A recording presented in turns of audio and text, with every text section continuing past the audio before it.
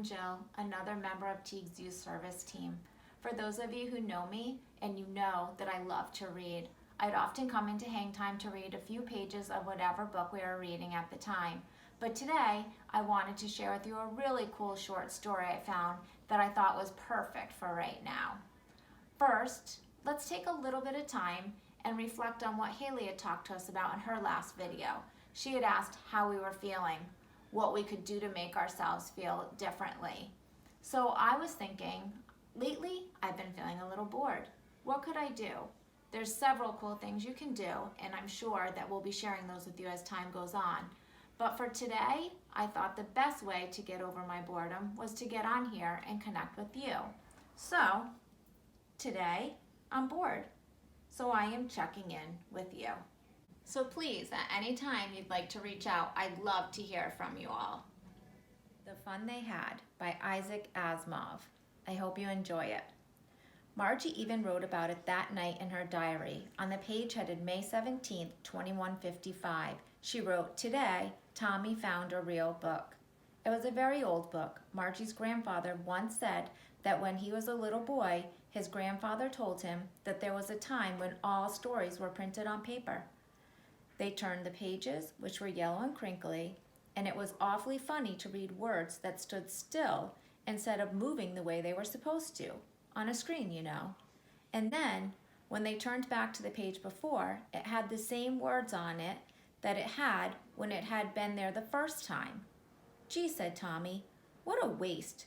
When you're through with that book, you just throw it away?" "I guess. Our television screen must have 1,000,000 books on it, and it's good for plenty more. I wouldn't throw it away." "Same with mine," said Maggie. She was 11 and hadn't seen as many telebooks as Tommy had. He was 13. She said, "Where did you find it?" "In my house." He pointed without looking, because he was very busy reading, in the attic. "What's it about?" "School." Margie was scornful. "School? What's there to write about school? I hate school." Margie had always hated school, but now she hated it more than ever. The mechanical teacher she had given her a test in geography, and she had been doing worse and worse until her mother had shaken her head sorrowfully and sent it to the country inspector. He was a round little man with a red face and a whole box of tools with dials and wires. He smiled at her, gave her an apple, then took the teacher apart.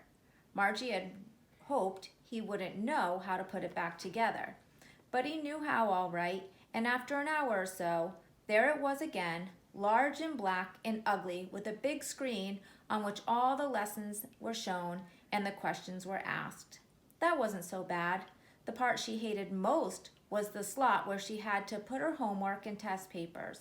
She always had to write them out in a pouch code, and it made her learn when she was 6 years old that the mechanical teacher calculated the mark in no time. The inspector had smiled after he was finished and patted her head. He said to her mother, "It's not the little girl's fault, Miss Jones. I think the geography selector had geared a little too quick. Those things happen sometimes. I slowed it up to an average 10-year-old level. Actually, the overall pattern of her progress is quite satisfactory." And he patted Margie's head again. Margie was disappointed. She had been hoping they would take the teacher away altogether. They had once taken Tommy's teacher away for nearly a month because the history sector had blanked out completely. Are you seeing why I think that this relates a little bit to what's going on with us right now, learning from home with a computer? I wonder if many of you are feeling the same way I am about missing going out and being with your friends in school. She said to Tommy, "Why would anyone write about school?" Tommy looked at her with very superior eyes. "Because it's not our kind of school, silly. This is the kind of school where they had hundreds and hundreds of years ago." Margie was hurt. "Well, I don't know what kind of school they had all that time ago." She read the book over his shoulder for a while, then said, "Anyways, they had a teacher." "Sure they had a teacher, but it wasn't a regular teacher. It was a man." "A man? How could a man be a teacher?" "Well, he just told the boys and girls things and gave them homework and asked them questions." A man isn't really smart enough. Sure he is. My father knows as much as my teacher. He can't. A man can't know as much as a teacher. He knows almost as much as I do, I betcha. Margie wasn't prepared to dispute that, she said. I wouldn't want a strange man in my house to teach me. Tommy screamed with laughter. You don't know much, Margie. The teachers didn't live in the house. They had a special building, and all the kids went there. And all the kids were learning the same thing? Sure, if they were the same age. But my mother says a teacher had to be adjusted to fit the mind of each boy and each girl it teaches, and that kids had to be taught differently.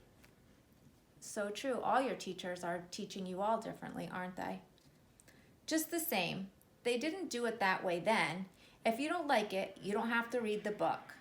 I didn't say I didn't like it, Margie said quickly. She wanted to read about those funny schools.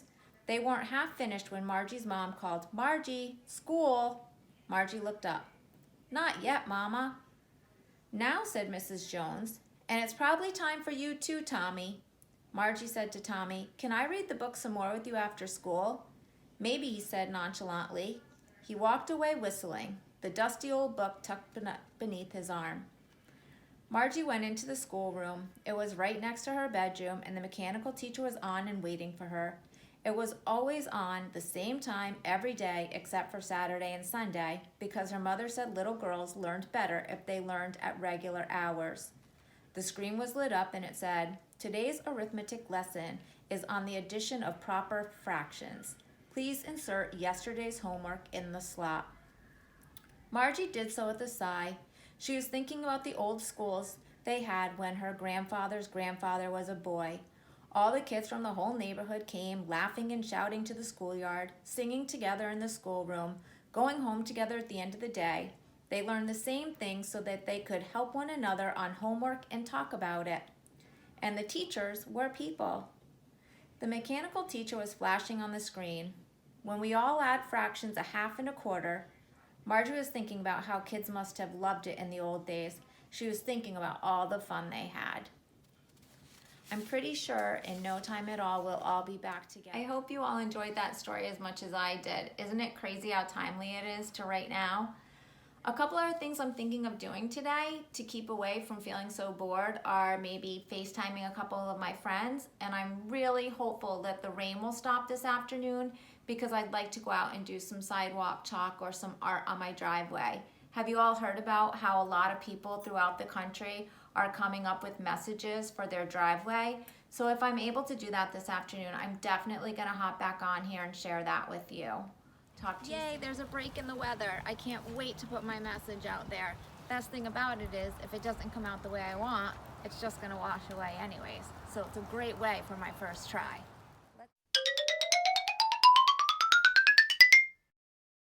Enjoy. Please take care of yourself and others. See you soon.